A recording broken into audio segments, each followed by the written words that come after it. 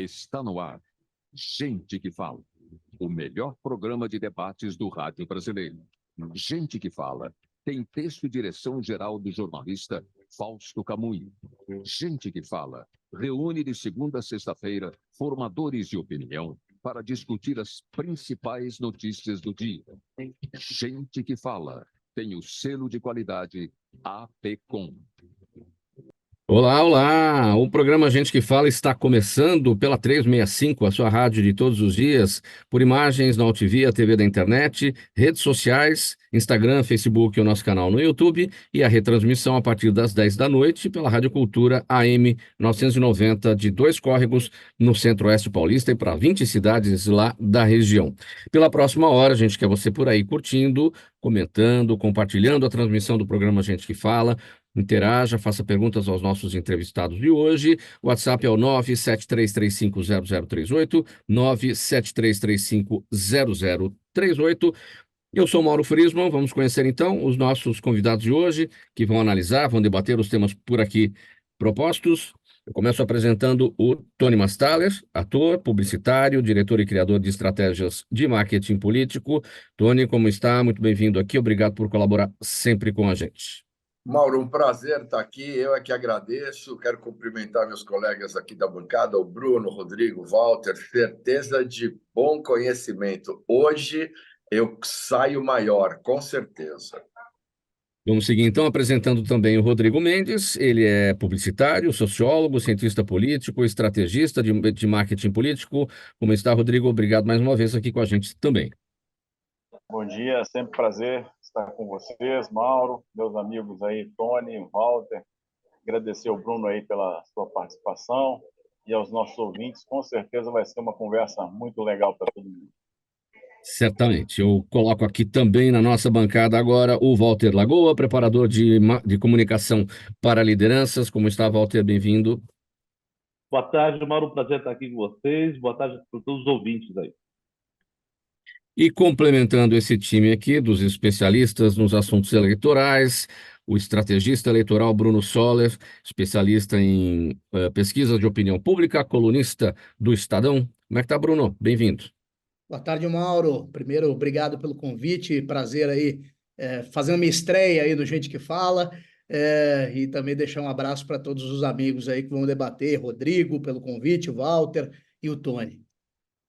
Legal, minha gente. Então vamos lá. Nosso primeiro assunto: Bruno, Walter, Rodrigo e Tony. Tony, queria hoje, 23 de janeiro de 2024, cada dia que passa, um dia menos para a gente chegar na eleição municipal de 2024, que vai acontecer dia 6 de outubro. E é o seguinte, o Brasil tem mais de 5.500 municípios, com a média populacional de 25 mil pessoas. As capitais estão no extremo dessa distribuição, com um número, claro, muito maior de eleitores, e essa desigualdade populacional se reflete, olha, numa dinâmica eleitoral também distinta. Enquanto as questões locais se sobressaem nas pequenas cidades, nas capitais e nas grandes cidades há a maior importância das estratégias gerais dos partidos e dos temas da política nacional. Diante disso tudo, Tony Mastaler, será que a gente pode dar o pontapé inicial aqui nessa nossa conversa, dizendo que nós temos dois tipos de eleitores, ou seja, aquele nas pequenas cidades que estão preocupados mais com os assuntos locais, aqueles que estão mais ligados nos grandes centros, nos assuntos nacionais? Olha, com certeza, Mauro, é um país de contrastes, é um país de muito grande. Então, você tem tanto a questão local, como você tem a questão espacial deles. O que acontece? Quando eu falo com um cara, principalmente numa eleição maior, quando eu falo com um cara que está na Ilha de Marajó, eu tenho que falar diferentemente com um cara que está em Erechim. No caso das cidades, a exata mesma coisa acontece. Você tem um cara que está fazendo todo um trabalho voltado para as questões locais, e é importante porque a maioria das questões nesse tipo de eleição que vamos enfrentar agora, ela é uma eleição que tem essa razão de ser voltada mais para as questões locais, mas, ao mesmo tempo, nos grandes centros, você é contaminado com a questão da polarização. Não há jeito, né? Porque até a própria crítica, podem observar, o cara, quando ele é, por exemplo, simpático à ala da esquerda, se o governo é de esquerda, ele sempre alivia a crítica e busca pontos positivos para comentar. Eu voltei agora de São José do Rio Preto e estava conversando com um jornalista das antigas, um cara muito bom lá, o Marcos, e aí ele estava me colocando isso. Ele é totalmente de esquerda e ele colocava questões do tipo assim: poxa vida, o país está indo muito bem, olha, aquele lá, um empresário amigo meu, triplicaram as vendas dele, papapá, papapá, e me dava números. Tá. Eu saí dali. À noite tive um compromisso de jantar e o cara que estava à minha direita era um bolsonarista. E assim, lá veio ele com todas as críticas possíveis. Ou seja, na mesma cidade, mesma situação, estamos falando de São José do Rio Preto, que é uma cidade que está com mais ou menos 500 mil de habitantes, e aí você tem duas análises de duas pessoas esclarecidas tão distantes por conta até dessa massificação da polarização que sempre aconteceu e que outros candidatos pegaram carona. Então, reforçando isso. Então, você vai ter cidades menores que vão estar tratando das questões pequenas que são importantes, e é por isso que essa eleição existe, mas com certeza vai ter o respingo da polarização com essa turma. Rodrigo, você está de acordo com o Tony? Será que nas pequenas cidades também essa polarização vai acontecer? Você vai ver ali os dois lados debatendo, aquele elogiando o governo federal e o outro criticando o governo federal, porque eles estão ligados mais lá em Brasília do que no seu próprio espaço ali? Eu acho que talvez a gente não consiga, vamos dizer, esquematizar tanto essa coisa que você tem dois eleitores, porque, por exemplo, se você pega uma São Paulo, você tem vários tipos de eleitores dentro de São Paulo, né? Do mesmo jeito que você vai em Ribeirão Preto, você também tem vários tipos de eleitores dentro do próprio Ribeirão Preto. Então, grosso modo, você pode falar assim, tem um eleitor mais politizado, que está discutindo polarização, que tem uma posição ideológica muito clara, de direita, de esquerda, Bolsonaro, Lula, etc. E você tem uma grande parcela do eleitorado que está tanto em São Paulo quanto em Ribeirão, ou em qualquer outra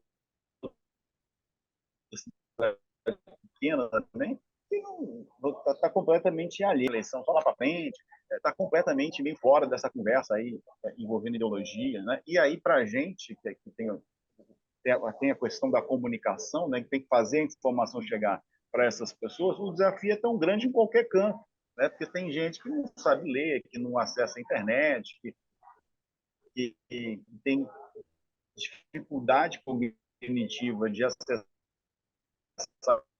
a informação, que está em qualquer lugar, está lá na periferia pequena, e nós temos que lidar com essa complexidade, né? Então, assim, é complexo. Eu acho que o Tony tem toda a razão. Você vai ter a questão da polarização em todos os cantos, em algum grau. Rodrigo, a gente está com... mais na cidade. Vou votar no candidato ligado ao Bolsonaro, vou votar no candidato do PT, né? Dependendo do tamanho da cidade nesse sentido. Rodrigo, a gente está com um problema na sua conexão. Em grande parte a gente entendeu aqui a sua análise, mas teve alguns momentos aí que deu umas travadinhas. Vamos combinar o seguinte: sai da conexão, volta em seguida, a tendência é dar uma melhorada. Vamos ver o que vai acontecer. Eu sigo a conversa aqui com os demais. Bruno, e o que dizem pesquisas? Você que já está aí ligado no tema, sempre ligado no tema, é especialista em pesquisa de opinião pública, em relação a este aspecto, o eleitor da pequena cidade, o eleitor da grande cidade, o que eles estão pensando? Olha, Mauro, a gente tem visto, com o passar do tempo, né, a gente vai tendo cada vez mais qualificação do voto. O que que é essa qualificação do voto? Novos ingredientes vão chegando e vão moldando a característica do voto.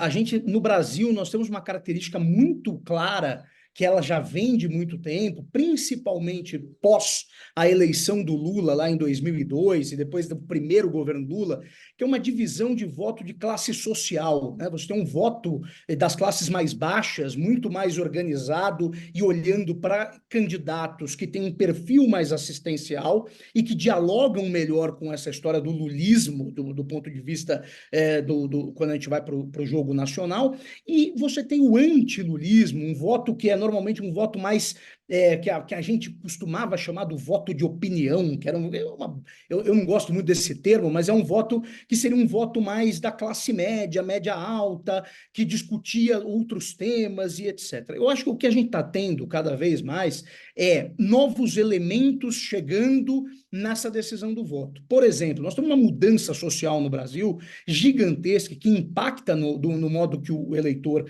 enxerga o processo eleitoral, que é uma mudança sociológica. O Brasil está se tornando um país evangélico. A gente tem um país que, em 1989, na eleição presidencial, você tinha 9% de evangélicos e hoje a gente tem 35% de evangélicos no país. Então, isso muda a característica do voto, isso muda as referências que o eleitor tem a respeito das coisas. Então, assim, o que eu consigo perceber, eu acho que a gente tenta sempre criar novos termos, novos nomes para qualificar. Agora, o termo da moda, que até um grande amigo, que é o Felipe Nunes, da Quest, lançou um livro falando da calcificação do voto, que tem... Eu não consigo enxergar isso. Eu acho que a gente tem processos que são muito mutantes de eleição em eleição, mas que vão sempre qualificando esse voto. Claro, na eleição municipal, a discussão principal é o município, é a localidade, não deixa de ser isso, porque as pessoas estão votando para quem vai ser o prefeito da cidade delas.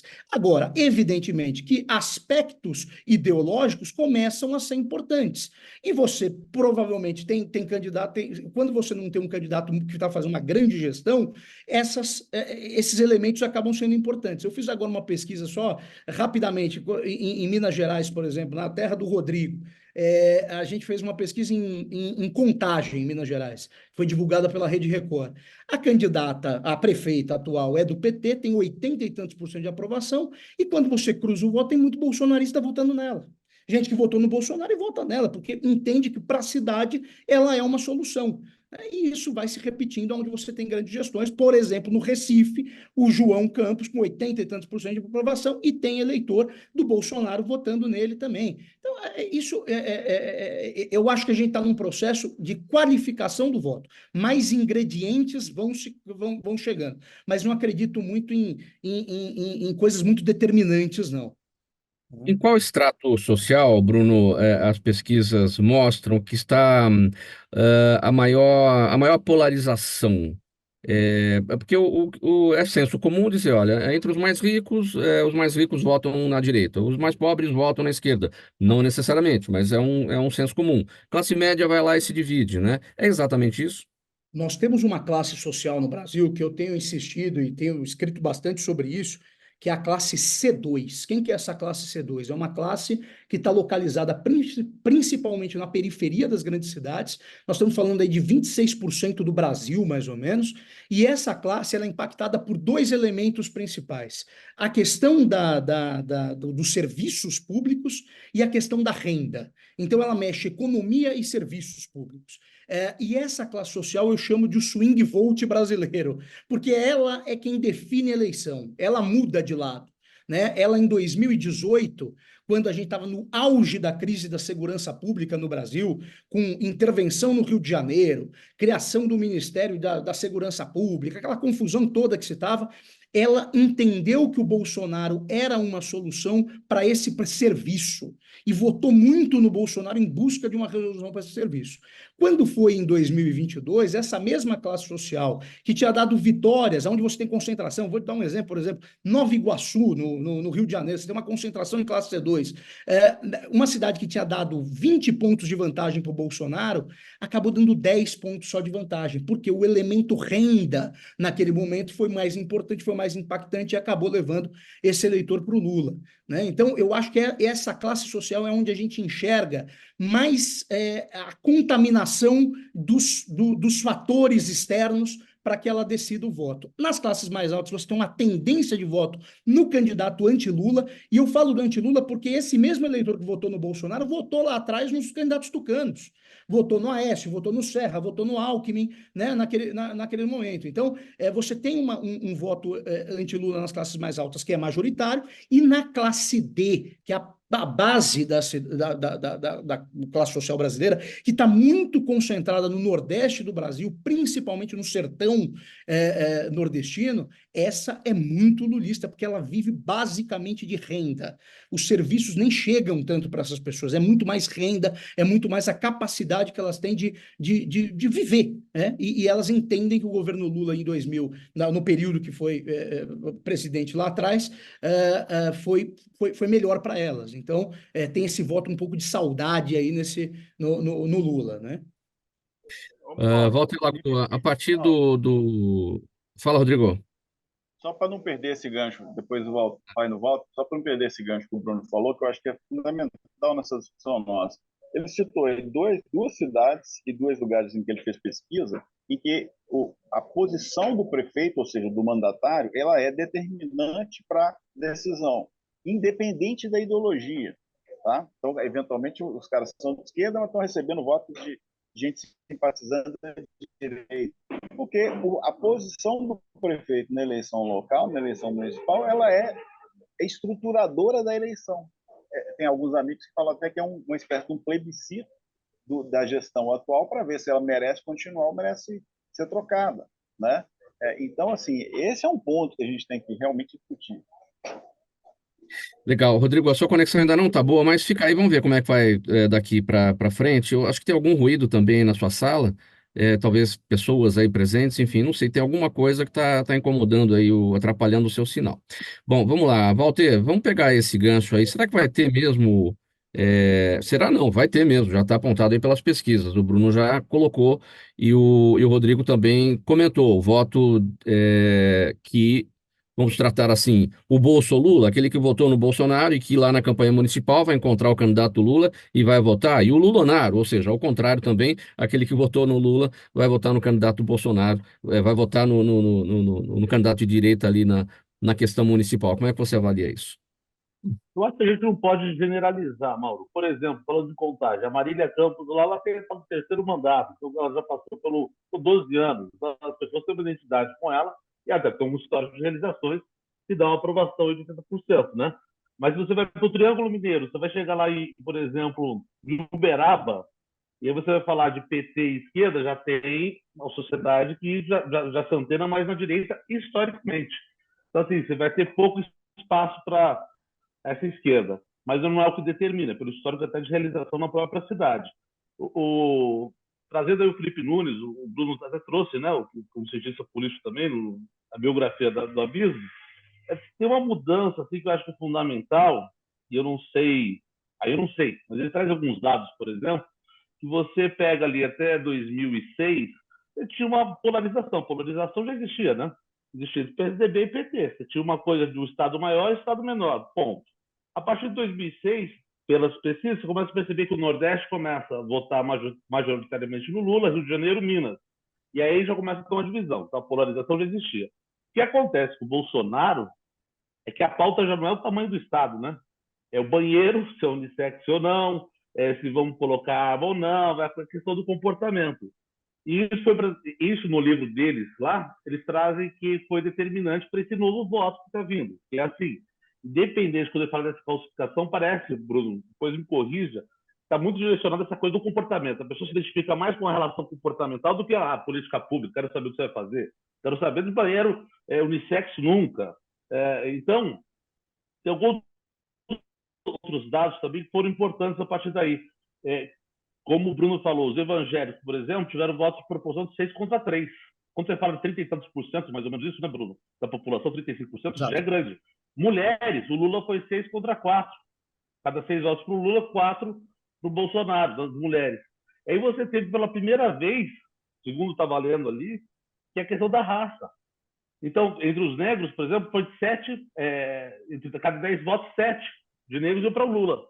E isso então, essa polarização está indo pela raça, pela religião, pela questão moral, né? De certa maneira, vai estratificando. Então, eu acho que tem que estar atento a isso. Eu não sei até que ponto isso vai determinar, porque cada cidade é uma. Contagem é uma coisa, São Paulo é outra, Campinas é outra, Porto Alegre é outra realidade. Tem que observar. Eu acho que a gente não pode ignorar. E aí eu acho que o maior desafio para finalizar é uma coisa que o Churran traz.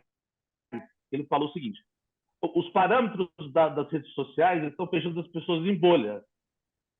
Qual é? Você está vendo sempre o mesmo, o igual. Você só está se relacionando com pessoas que pensam da mesma maneira. Isso está totalmente direcionado. Com isso, existe uma ruptura do diálogo e da dialética, de você ter contato com o diferente e você ter empatia. Isso está ruindo. E não é uma tendência só no Brasil. Já estava acontecendo nos Estados Unidos e em outras democracias. Então, o pressuposto da democracia é você conversar com o oposto, com o diferente. E isso está ruindo por dentro. E eu acho que esse é o nosso grande desafio aí para a próxima década, viu?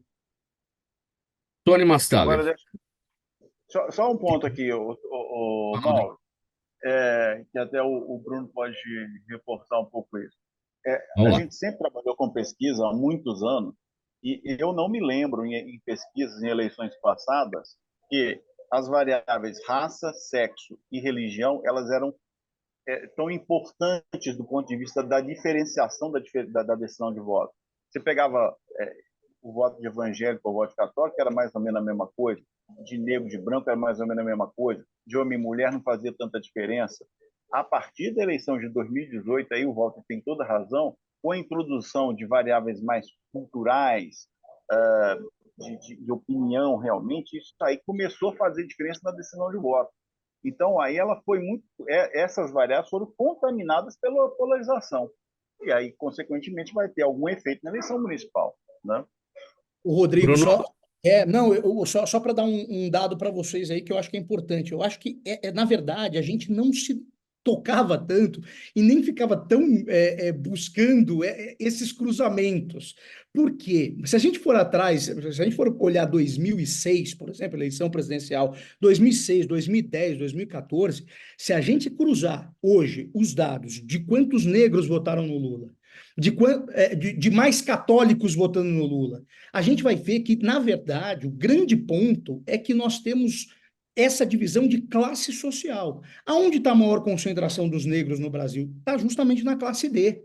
Aonde está a maior concentração de católicos no Brasil? Está justamente na classe D.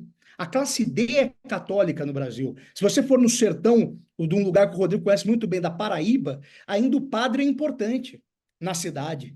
A opinião do padre é importante, porque ainda existe uma massa católica forte nesses lugares. Quando a gente vai crescendo e vindo para urbes, né, para cidades grandes, você vai tendo um fenômeno da evangelização nas periferias. E daí começa a ter uma mudança de parâmetro. E nas classes mais altas, nós estamos tendo um processo de desreligiosidade. Nós estamos tendo é muito interessante isso. A gente fez um levantamento recente com jovens de 18 a 25 anos de classe A e B1. A gente está vendo que muitos não têm religião. Então, o Brasil está passando por uma grande mudança nesse perfil, um perfil societário mesmo, né? Um perfil da própria sociedade brasileira. E quando a gente for fazer esses cruzamentos, nós vamos perceber que entre os mais pobres, então essas características, elas já estavam presentes lá atrás. É que a gente também não se atentava muito a isso. Eu acho que até o processo das pesquisas, antigamente, se a gente olhar para 2010, 2014, até 2018, a gente tinha praticamente 3 institutos no Brasil que divulgavam pesquisa. Claro, a gente tinha as pesquisas internas, não sei mais o que a gente trabalhava, mas isso não se discutia muito na sociedade. A partir de 2018, a gente começa a ter uma proliferação de institutos de discussão, e isso acho que foi fundamental para a gente ter esses recortes do voto. Então, um pouco, só para dar essa contribuição aí, um pouco do que a gente vê quando a gente cruza essas informações lá atrás, tá? Muito bom. Tony, o que deve preponderar, o que deve predominar, né? É mais mudança ou continuidade? E aí a continuidade, no caso de uma reeleição de prefeito, ou se ele já foi reeleito, a sucessão dele, ou a mudança mesmo, porque não foi bem e o eleitor está querendo outra coisa? Olha, Mauro, os relatórios que chegam à minha mão, às minhas mãos, eles mostram que tem algo aí, mas que eu vou chamar, escolhendo erradamente a palavra, mas de um conservadorismo, no sentido de manutenção, né? Pelo que eu consigo analisar, mas aí eu tenho 3 feras que podem esclarecer bem melhor do que eu isso, Mas pelo que eu consigo analisar nesse quesito, me parece que as pessoas vão optar, estou falando linhas gerais, por manter o que está funcionando, o que está caminhando, às vezes precisa de um ajuste ou outro, que aí a comunicação pode explicar para esse eleitor que esse ajuste virá agora, ou que ele faz parte de um outro processo, enfim, mas que a manutenção será feita e será determinante, completamente tirando voadores aí, outsiders e afins dessa história. O que eu quero dizer com isso? Na verdade, sempre vai ter espaço, porque cada caso é um caso, como meus colegas bem colocaram. O Brasil tem uma opção aí extremamente grande de variáveis e de situações diferenciadas, né? Eu escuto eles falando dos dados, é uma loucura isso para mim, né? Uma loucura porque vai vendo como nós temos cada detalhe. Me dá vontade de, para cada candidato, não fazer uma campanha, fazer 10, né? Porque você tem completamente que falar aí com diferentes níveis quando esse é o objetivo. Mas, nesse ponto, me dá essa impressão. Eu tenho estudado algumas cidades, por exemplo, Itapecerica da Serra. Os dados que nos chegam são de que a população está bastante insatisfeita nesse momento. Mas, mesmo assim, vai ser uma dureza, uma mudança maior, sabe? Mas ela está insatisfeita. Mas, volto a dizer, mesmo assim vai ser. Naquelas cidades onde já existe um trabalho sendo realizado, vamos chamar aqui entre nós de medianamente, vai ser mais complicado tirar. E um cara que está com uma aprovação alta é praticamente impossível. Veja que eu tenho sentido nesses dias aí uma alteração meio complicada com a questão das chuvas, por exemplo. Municípios que estão sofrendo com a chuva, que está completamente fora da curva, a gente pode discutir se vai ser assim o novo normal ou não, etc., mas está completamente fora da curva, a população acaba olhando para esse gestor e acaba respingando nele uma incapacidade de ter lidado com aquilo, quando na verdade não é isso, né? Na verdade é um cataclisma, né?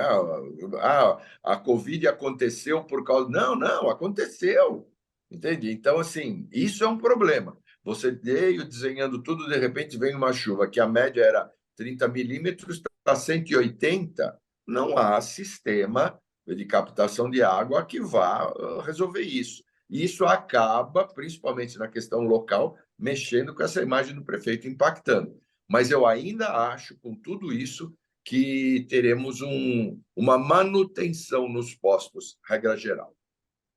Rodrigo, a eleição desse ano vai dizer muito para a eleição de 2026, ou seja, a eleição para prefeito pode apontar tendências para governadores e presidente em 2026? Acredito que sim, claro. Essa eleição ela é fundamental, por exemplo, nas eleições de parlamentares, né? Porque os deputados eles vão conseguir ou não consolidar suas bases eleitorais, aumentando ou diminuindo, né? Acredito eu que os principais partidos, ontem mesmo foi aprovado aí quase 5 bilhões aí no fundo eleitoral, né? Então, assim, os principais partidos, como as bancadas, vão ter mais recursos, mais condições de fazer campanha, mais acesso a tempo de televisão e rádio, né? Tudo isso reforça a posição dos partidos maiores, né? Aí, nessa sua pergunta, tem um pouco a discussão da polarização, né? Até que ponto que o PT, por exemplo, vai conseguir aumentar a sua base de prefeitos, reforçando a sua posição, né? Provavelmente aumentará, porque ele teve um desempenho fraco na última eleição, né? Até que ponto que os partidos mais ligados à direita vão conseguir aumentar suas bases de representação municipal, também é uma pergunta importante, e se aumentarem vão ter uma posição mais forte na eleição que vem, na eleição de governador e de presidente, né? Então, tudo isso está em jogo aí, né? Na medida em que você tem essa coisa da polarização muito forte, você acaba que reforça os partidos mais extremados, mais à direita, mais à esquerda, reforçando a posição deles, né? Walter, por que que os temas do comportamento, a agenda do comportamento, ela interfere tanto na eleição municipal, a ponto de você simplesmente gostar de um candidato e estar disposto a votar nele, mas aí a agenda de comportamento que ele apresentar vai fazer você mudar de lado. O Mauro, eu nem sei se vai influenciar tanto, para te falar a verdade, assim, quando você pensando no município. Porque eu, pelo menos na cidade que eu acompanho, até eu estou aqui em Campinas, Jundiaí, sei lá, eu percebo que essa discussão do comportamento, eu estou aqui, Campinas eu acho que é uma cidade conservadora, por exemplo. Então ninguém ousa dizer, e nem avançar, nem defender, levantar grandes bandeiras. Fica mais na coisa de execução agora da saúde pública, da relação da capacidade da cidade de gerar entretenimento, agora está uma pauta muito grande em cima do transporte, sabe? Eu estou sentindo que isso está pautando mais a discussão agora. O que eu sinto, Mauro, é de como um todo na sociedade, tendo estudado até um pouco de neurociência, é que a influência das redes sociais, o uso das tecnologias, tem determinado um pouco isso, porque as discussões passam individualmente por essas bolhas, né? Nós estamos sendo fechados nisso. Então, por exemplo, desde a propaganda que chega no celular, que fala alguma coisa, olha, com a vontade de comer uma pizza, começa a aparecer 3.000 pizzas para você pedir perto de você, né? Ah, não, precisa de um tênis, já começa a aparecer. Da mesma maneira, o assunto vai ser direcionado. O grande perigo é o seguinte, por exemplo, eu gosto de série documental. Aí, como eu gosto de série documental, os parâmetros só vão me levando para a série documental. Então, eu fico sempre assistindo mais do mesmo o tempo todo. Eu não consigo ousar e vou assistir outra coisa. Eu me formei em arte cênica. Eu lembro que eu era estimulado aí numa apresentação sei lá, de um espetáculo X, mas via tal filme. Quer dizer, era muito plural, né? Para você ter essa formação acadêmica. O que eu acho hoje é que as pessoas não estão buscando mais a diferença. Está buscando o que é igual, confortável. E por uma relação que as pessoas estudam muito mais na frente, isso tem a ver com a tecnologia, está invadindo a política, porque isso não é um movimento que acontece só no Brasil. É no Brasil, Estados Unidos, Europa, está acontecendo no mundo. Você está isolando as pessoas em grupos, em bolhas, na verdade, hoje o comércio somos nós, né? Na verdade, a grande mercadoria somos nós. Programa Gente que Fala Ficou pela rádio. confuso isso, Mauro? Não, tá claro, tá claro. Programa Gente que Fala pela Rádio 365, pela UTV, TV da internet, redes sociais, Instagram, Facebook e o nosso canal no YouTube e a retransmissão às 10 da noite pela Rádio Cultura AM 990 de Dois Córregos, no Centro-Oeste Paulista e 20 cidades da região. Gente, um intervalo rapidinho, mensagem do nosso apoiador. A gente já volta com a sequência da nossa conversa. Até já. Toda ação estratégica de sucesso tem um componente fundamental: um instituto de pesquisas ético, rápido e preciso. Afinal, é ele que vai fornecer informação confiável, sem achismos ou palpites. E isso, numa época de mudanças rápidas e repentinas, é fator crítico de sucesso. A Orbis é um instituto de pesquisas que une precisão e confiabilidade estatística com a mais alta tecnologia em pesquisas do mercado. Tem inteligência artificial, robótica e Big Data, entre outros recursos, para que você tenha uma informação correta, confiável, com o menor custo e no menor tempo possível. Na sua próxima ação, seja ela corporativa ou política, comece pela Orbis, porque com a informação correta, você vai mais longe, mais rápido e com mais segurança. Volta ao programa Gente que Fala no ar pela 365, a sua rádio de todos os dias, na UTV, a TV da internet, redes sociais, Instagram, Facebook e o nosso canal no YouTube e a retransmissão às 10 da noite pela Rádio Cultura AM 990 de Dois Córregos no Centro-Oeste Paulista e 20 cidades da região. Nosso assunto aqui, análises, tendências a respeito das eleições de 2024, que logo chegarão, eleições no dia 6 de outubro para a escolha de prefeitos e também vereadores. Bruno Soller, a gente acabou de ouvir aqui o recado aqui, a mensagem do nosso apoiador, Instituto Orbis de Pesquisa. Como é que fica a vida daqueles candidatos que não estão a fim de pesquisar nada e estão querendo ir pelo próprio faro, pelo próprio feeling? Como é que fica isso? Olha, é cada vez mais difícil, né? Cada vez mais difícil. Passou o tempo, eu acho que a intuição era a grande marca das candidaturas, né? Eu tive a oportunidade de trabalhar com a Greenberg, que é uma empresa americana, isso em 2010, né? A gente trouxe eles aqui para o Brasil, inclusive, e eu ficava impressionado que em 2010, quando aqui a gente discutia pouco ainda, por exemplo, as qualitativas, parecia um palavrão fazer qualitativa nas cidades pequenas e tudo mais, que ainda existe esse mito de que não se consegue fazer uma pesquisa qualitativa em cidade pequena e tudo mais. Lá nos Estados Unidos se fazia para qualquer coisa, né? Assim, o cara ia fazer um discurso, antes do discurso se aplicava uma qualitativa para um público parecido com o que ele ia discursar, fazia um grupo de foco e testava aquele discurso para ver se aquilo pegava, né? Então, ou seja, a profissionalização das campanhas, ela é fundamental, né? Óbvio que pode acontecer um fenômeno de um candidato que vá só pela intuição dele e ele consiga ganhar uma eleição. Isso pode acontecer, mas é a raridade da raridade, né? Cada vez mais você precisa ter elementos de estratégia, de organização da candidatura. Então, por isso, pesquisa como aí do Instituto Orbis, as pesquisas são fundamentais, elas precisam acontecer, elas são um mapa do que você vai fazer durante a eleição, e daí vai dar todo o ingrediente para que tanto o Tony, quanto o Rodrigo, quanto o Walter possam trabalhar bem a candidatura, né? Eles têm esse papel de transformar aquilo que sai na pesquisa e concatenar com as ideias dos candidatos para chegar a isso de uma maneira que convença o eleitor a ir no dia da eleição e depositar o votozinho dele na urna, né? Então é isso que a pesquisa é fundamental hoje, né? Campanha eleitoral, se ela não for profissionalizada, ela vai para o amadorismo e daí a chance de dar errado é muito grande. Tony Mastaler, a intenção de voto envergonhada, essa intenção envergonhada, ela existe de fato a ponto de modificar totalmente o resultado de uma pesquisa? A pessoa é parada ali para responder e ela é com vergonha de dizer exatamente como ela vai votar, ela aponta outra coisa para o pesquisador e aí os resultados acabam não se encontrando depois. Existe esse fenômeno, mas o Bruno conhece bem, o Rodrigo também, o Walter também, a questão de que as elaborações, eu tenho certeza que o patrocinador aqui também conhece, o Orbis, você tem maneiras de fazer com que esse eleitor com voto envergonhado acabe se revelando.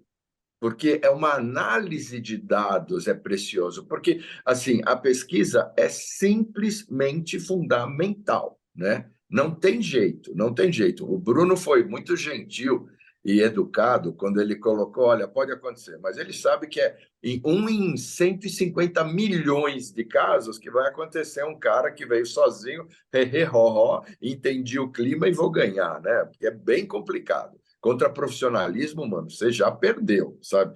Então, assim, e esse profissionalismo subentende já um trabalho muito bom de conseguir conquistar esse cara que está sendo, que já foi trabalhado esse perfil dele e que ele está sendo pesquisado, para quê?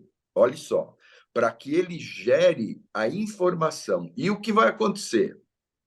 Esses caras, o Bruno, o Rodrigo, o Walter, eles vão pegar essa massa e vão trabalhar isso, porque ela não vem, aconteceu tal coisa.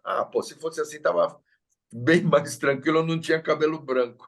O que acontece? É delicado o que está lá dentro, o que ela está dizendo. Muitas vezes, o pesquisado abre o coração até no sub dela, no subconsciente dela, porque uma pesquisa bem feita tem essa condição de entender. E aí você entende sim, Mauro, como você citou, que essa pessoa queria esconder ou está querendo esconder, mas ela se entrega por um outro lado. E baseado nisso, você tem muito mais precisão para conseguir fazer. Então, eu humildemente acrescentaria, profissionalismo é fundamental.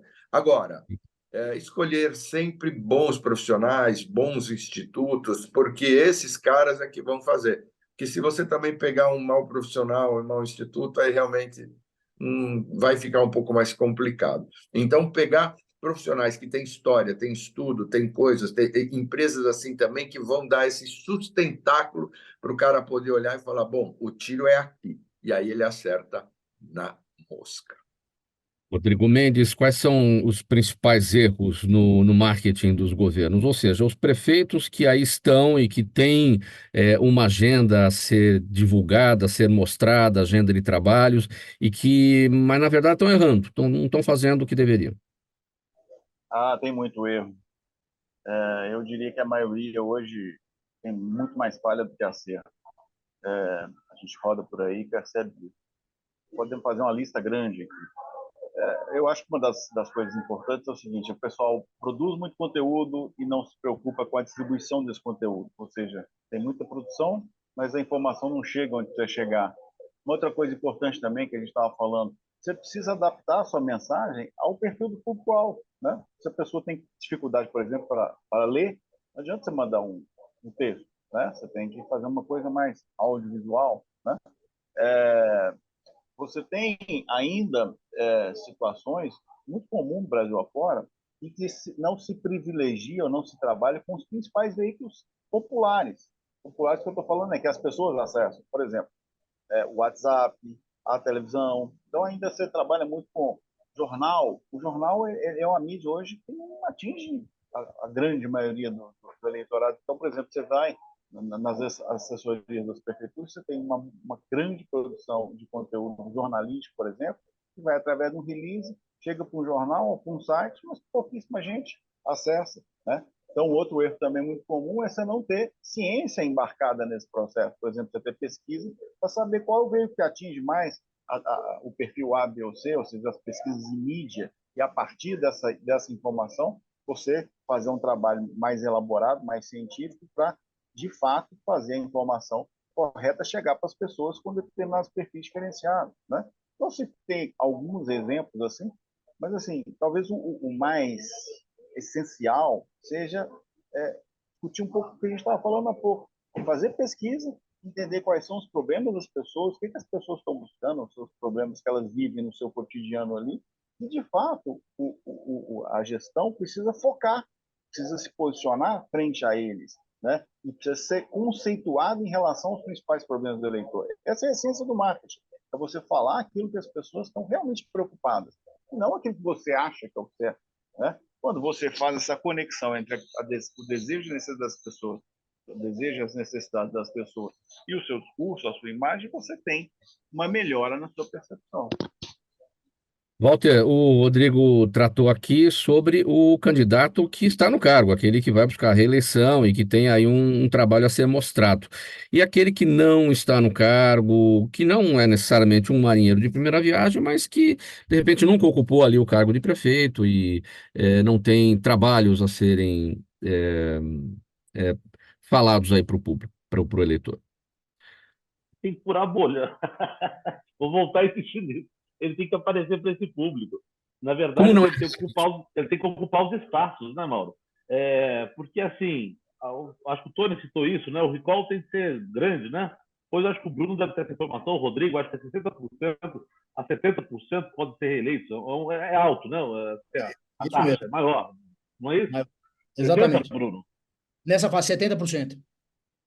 70% são reeleitos. Então, o 70%. recall é muito grande. Então, para você furar isso, Mauro, você tem que aparecer. Aí tem várias estratégias aí, mas assim, sem conhecimento, aparecendo do nada. Eu lembro aqui, por exemplo, do Calil lá em Belo Horizonte, né? Por que ele conseguiu? Porque ele era presidente do Atlético, tinha um monte de seguidores no Twitter, na hora que entrou na política, isso pulverizou. Então, as pessoas já meio que conheciam. Se ele fosse uma pessoa que não fosse o presidente do Atlético Mineiro, que não tivesse, sei lá, quantos mil seguidores no antigo Twitter, aí, no X, não teria êxito. E eu não lembro alguém que não tivesse já esse conhecimento, assim, seja pelo que for, sabe, ou uma figura pública, ou porque já tem alguma visão, que consiga ter. O caminho é muito mais difícil, né? Ou talvez ele tenha que pleitear não para ganhar agora, tem que começar a aparecer para a próxima eleição, né? É um trabalho de muitos anos. Bruno, Mauro, me fala, permita Rodrigo. aqui, só para pegar um exemplo que eu até conheço bem da eleição lá do Calil em Belo Horizonte, mas, por exemplo, o que ele fez? Ele começou usando a sua rede social, que era enorme, poderosíssima, denunciando ou mostrando problemas cotidianos nas pessoas que o governo falhava. Então, isso é essencial. A oposição tem que mostrar as falhas do governo, né? Então, por exemplo, eu lembro dele fazendo um programa lá, um filme, ele andando de ônibus, mostrando a dificuldade. Eu lembro ele indo num posto de saúde que não tinha médico. Então, ele começou a demonstrar que tinha falhas no governo. Então, a oposição tem que fazer isso, não tem como. Mas não pode ficar só nisso, ela tem que também ser um pouco mais concreta e mostrar, beleza, está falhando, tem erro, mas o que é que eu vou fazer diferente? Né? Como é que vai ser meu jeito novo de fazer? E aí eu vou dar só um adendo aqui, Mauro. Eu lembro também que, acompanhando a estrada do Calil, que foi interessante, é que ele naquele momento se falava, até hoje se fala, né, do metrô de Belo Horizonte. E ele era muito direto. Eu não vou mentir para vocês, não. Não vai ter metrô, não vai ter nada disso, que não tem dinheiro. Ele já usava uma coisa, e todo mundo sabia que já não acontecia. Ele falou, só vou colocar o posto ônibus para funcionar. Ônibus vai ter o que está aí. Vamos tentar colocar para funcionar. Foi muito simples a campanha dele. Naquele momento, o movimento antipolítico era grande, foi um sucesso, porque você ouvia uma pessoa sendo sincera, próxima a você, falando, vai ter metrô, não vai ter metrô. Eles estão mentindo para você. Então, quer dizer, isso colou naquele momento, muito forte. Bruno, quais são os momentos aí que os estatísticos mais se debruçam para poder, ao longo do caminho até a eleição, fazer todo esse trabalho, né, de pesquisa, parcialmente, e vendo com o passar do tempo como é que está o desempenho? Quais são os pontos que vocês buscam para poder fazer esses levantamentos? Olha, a gente faz medição constante, né? A gente não para, né? A gente faz, por exemplo, eu tenho hoje um trabalho que a gente faz constante para a Rede Record de televisão. Eu faço a medição diária de como está o presidente da República, por exemplo, né? A gente hoje, as grandes instituições, elas estão antenadas em absoluto com tudo, né? Elas precisam estar sabendo o que está acontecendo. Então, vai ter alguma votação importante no Congresso Nacional. A gente já faz essa medição para entender como que as pessoas estão vendo esse processo todo, né? Para o processo eleitoral em si, eu acho que neste momento, daí é um pouco da gente pensar. Óbvio que cada marqueteiro, cada consultor político tem uma característica de trabalho, né? Mas aqui eu consigo enxergar como a mais correta, ou a que mais eu vejo êxito, é de a gente sempre começar nesse momento por pesquisas qualitativas, tá? Muito pouco de quantitativa nesse momento.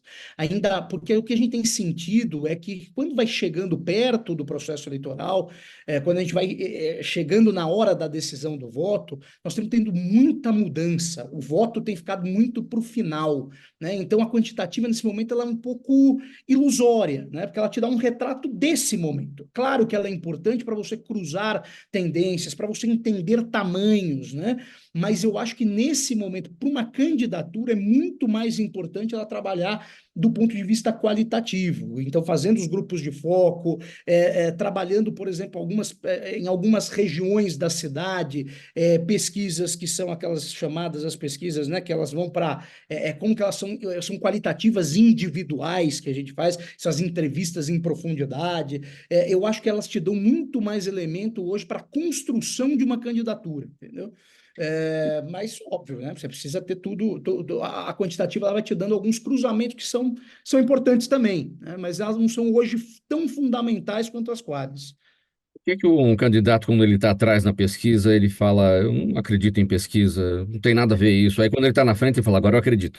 Eu tenho um caso sensacional que fui apresentar uma pesquisa uma vez em Goiás, na Record Goiânia, e logo quando ia sair a pesquisa, um pouco antes, o Cajuru, que é hoje senador, o Cajuru foi para a rede social e falou: a Record é do Marconi Perillo, a Record mente, e vocês vão ver agora, tem uma grande mentira nessa pesquisa e tudo mais. Bom, saiu o resultado da pesquisa, o Cajuru na frente, né? E daí eu falei, daí ele foi de novo para as redes sociais e fez assim: precisou vir um cara de São Paulo para falar a verdade aqui na Record. Então, você tem isso, né? Faz parte do jogo político, faz parte do folclore, né? E isso vai para discussão. Mas o fato é, ninguém faz pesquisa para errar e os grandes institutos, os institutos sérios, querem ter, e o mercado regula isso, querem ter credibilidade, então querem acertar. Óbvio que tem erro, acontecem erros, né? Porque é muito mutante a opinião do eleitor. Mas a grande maioria, os institutos sérios, querem acertar, não tenha dúvida disso. Perguntas da nossa audiência, uma para cada um de vocês. Tony, Marcela Cabrini está no YouTube e pergunta: por que a tal terceira via nunca emplaca? É falta de candidato, de um partido forte ou de boas campanhas? Vamos falar especificamente aqui da capital paulista. Será que a terceira via pode fazer alguma cócega, não? Estamos falando da Olha, Tabata. Olha, eu sou um torcedor pela terceira via, porque eu não gosto de polarização enquanto cidadão e eleitor, né? Acompanhei até o caso quando o Sérgio Moro chegou, eu que fui dirigi-lo ali, né? E naquela época ele surpreendeu os jornalistas, tudo, mas depois aí caiu em ego de marqueteiro, aí ficou tudo uma confusão. Bom, mas o que eu quero dizer com isso é a terceira via tem sempre o primeiro problema dela é que o primeiro e o segundo olham para ela como quem diz assim: quem é você, cara pálida? O que você está querendo esculhambar a nossa feijoada aqui, né? E já os dois já têm uma mira, né? Porque assim, pô, eu estou me preparando para atacar o segundo e o segundo está preparando para atacar o primeiro. Pô, o que esse terceiro vai só atrapalhar aqui? Então você vira os canhões e metralha eles para o lado de lá, né? Para tentar dar uma equilibrada. Então, é isso somado à potência das estruturas do primeiro e segundo, que sempre vão fortalecer isso para fechar esse jogo entre eles, né? Por exemplo, o adversário predileto, isso eu tomei algumas cervejas com o pessoal do Lula lá em Brasília o ano passado, e o adversário predileto do Lula era o Bolsonaro, e ao mesmo tempo que o adversário predileto do Bolsonaro era o Lula. Então os caras olhavam e falavam: qualquer um que vai chegar aqui, a gente vai acabar. Voltando para o que você falou, aqui na cidade de São Paulo, o que acontece acaba sendo o mesmo, né? O que se consolidar primeiro e segundo, o terceiro é sempre um problema, porque eles olham e falam assim: vamos atacar esse cara, porque assim, eu quero brigar com esse aqui, vou focar uma turma para brigar. Então ele tem que tem que ter muita criatividade, a sua equipe tem que ser muito boa para sensibilizar o eleitor e se blindar ao mesmo tempo desse tipo de coisa. Mas não é uma missão fácil, não. E em tempo, gosto muito dessa moça aí, hein? Tomara que ela tenha um caminho muito positivo aqui em São Paulo no trabalho dela. Rodrigo, a pergunta do Jaime, do Jardim Bonfilholi, na zona oeste aqui da capital, o Jardim Bonfilholi, ele te pergunta o seguinte: obrigado, Jaime, aqui pela participação sempre. Qual a explicação sociológica para o PT ter ganho na cidade de São Paulo na eleição de 2022? O PT ou a esquerda, né? E quando ele fala ganhar a eleição em 2022 é porque na eleição presidencial Bolsonaro perdeu na capital e Tarcísio perdeu na capital. Rodrigo. É bom lembrar que o PT sempre teve uma força muito grande em São Paulo, tanto que conseguiu eleger alguns prefeitos, né? Então não pode desprezar essa força de forma alguma, né?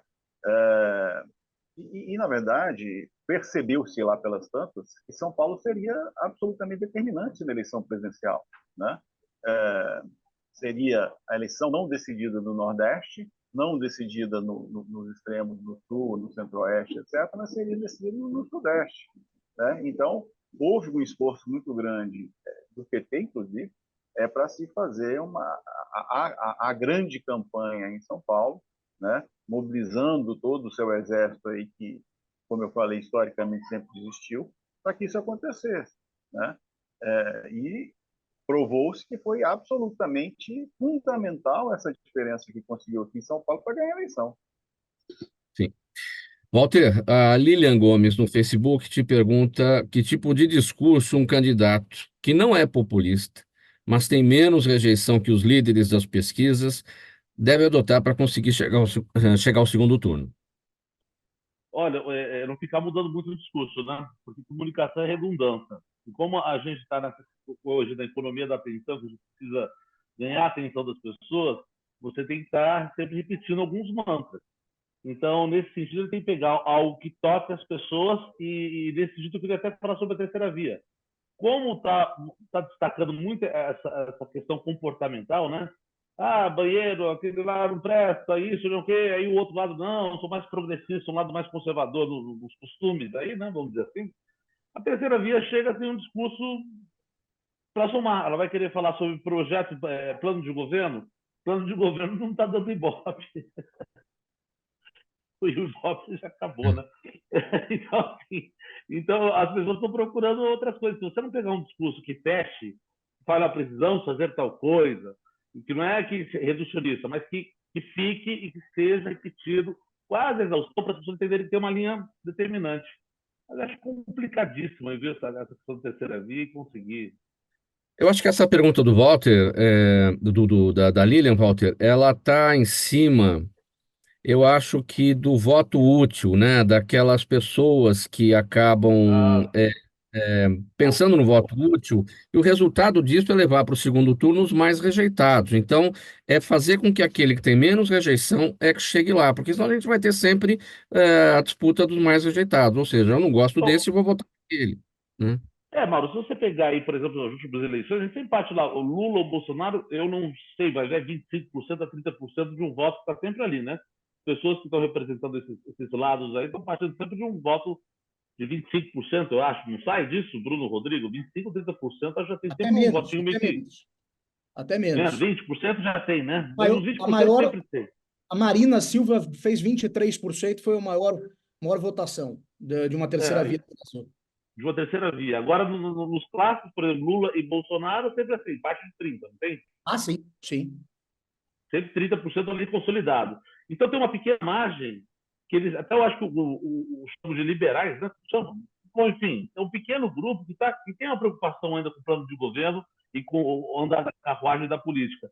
E parece que essas pessoas estão fazendo a diferença. Então, um discurso que seja um pouco mais racional, seja voltado mais para a administração mesmo, seja importando com o bem-estar social, tem já um certo impacto, Mauro. Estão reafirmando aí e redirecionando essa resposta. Bruno, e a pergunta do José Gomes no Instagram, se é possível identificar nas pesquisas os chamados o voto envergonhado ou o voto amedrontado. O Tony falou um pouco aqui a respeito, o que dá para acrescentar para o Não, José? é possível principalmente quando você faz qualitativa, tá? Quando você cruza com as qualitativas, você enxerga muito bem como que é o perfil desse eleitor. Esse voto envergonhado, ele, assim, vamos dizer que você perca 1, 2% de veracidade no processo. É muito pouco ainda, é muito ínfimo do ponto de vista estatístico o que ele representa na sociedade, tá? É muito pouco. Então você consegue enxergar com facilidade esse voto e para onde ele pode caminhar, né? A gente, em 2018, via muito isso. Quando você fazia qualitativo, você viu o fenômeno que era o Bolsonaro. Nas quantitativas, ainda tinha-se uma certa dificuldade, porque, primeiro, não tinha tanta familiaridade com o nome, você tinha um Alckmin, que era um nome muito forte na época, que aparecia sempre acima dos 10% nas intenções de voto em todos os momentos, né? Então, você tem essas configurações. Quando você vai chegando perto da eleição, e depois de tudo que aconteceu, ainda mais naquela eleição, com uma facada, né, um atentado contra o ex-presidente, que fez com que ainda o nome dele fosse mais ecoado naquela época, daí você teve essa mudança do voto, ou seja, as pessoas, na verdade, buscando aquele eleitor, que era o Bolsonaro, eles queriam o Bolsonaro, mas muita gente não sabia ainda da existência do Bolsonaro, e foi descobrindo durante o processo eleitoral. Dá tempo ainda, bem rapidinho, Bruno. A gente acabou não falando sobre a eleição parlamentar, né? A gente vai ter os vereadores aí também. Aqui em São Paulo são 55 vereadores, a maior Câmara Municipal do país. E a tendência, claro, aqueles que já estão, têm os seus nomes, né? Estão sempre, de uma maneira ou outra, são falados, são conhecidos, enfim, levam vantagem em relação àquelas milhares de candidaturas, a cada eleição aumenta muito mais a quantidade de gente que vem para a eleição parlamentar, né? Eles levam muita vantagem, né? Levam vantagem, levam vantagem. A eleição parlamentar tem uma característica completamente diferente, né? Enquanto a gente fala na eleição para governador, prefeito, presidente, que a gente tem que buscar os 50% mais um, ou seja, você tem que ser majoritário, na eleição parlamentar é o contrário, né? Você tem que falar com o teu público, né? Você tem que ter nicho, né? Cada vez mais isso é forte. Você vê a questão, por exemplo, de transexuais sendo eleitos, a maior votação da história da Câmara de Belo Horizonte, por exemplo, que a gente está falando de Belo Horizonte aqui, foi de um transexual.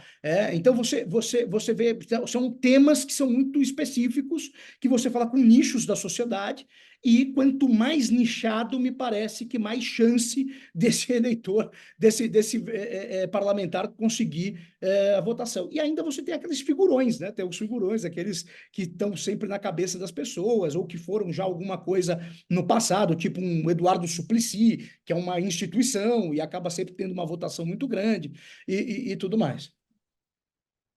Muito bem, gente. O nosso tempo do programa Gente que Fala de hoje acabou, está esgotado. Eu quero agradecer aqui a presença de vocês todos, em nome de toda a nossa equipe. Tony Mastaler, ator e publicitário, diretor e criador de estratégias de marketing político. Rodrigo Mendes, publicitário, sociólogo, cientista político e estrategista de marketing político. O Walter Lagoa, preparador de comunicação para lideranças, e o Bruno Soller, estrategista eleitoral, especialista em pesquisas de opinião pública, colunista do Estadão. Muito obrigado, gente. Um abraço para todo mundo. O programa Gente que Fala é sempre realização da ABECOM, apresentação minha, Mauro Friesman, pauta e redação do Pedro Schiavon, Zenilda Salvato, nossa diretora de produção, jornalista Fausto Camunha, nosso diretor-geral, você ouvinte, você espectador, a razão da nossa presença aqui todos os dias. A gente volta amanhã, a partir do meio-dia, pela 365, sua rádio de todos os dias, All TV, TV da internet, redes sociais, Instagram, Facebook, canal no YouTube, e a reapresentação às 10 da noite pela Rádio Cultura AM 990 de Dois Córregos, no Centro-Oeste Paulista, e 20 cidades lá da região de Dois Córregos. Para quem vai continuar aqui na 365, agora programação musical de qualidade, o melhor da música nacional e internacional para você nesse comecinho de tarde. Um abraço a todos, tchau, até amanhã.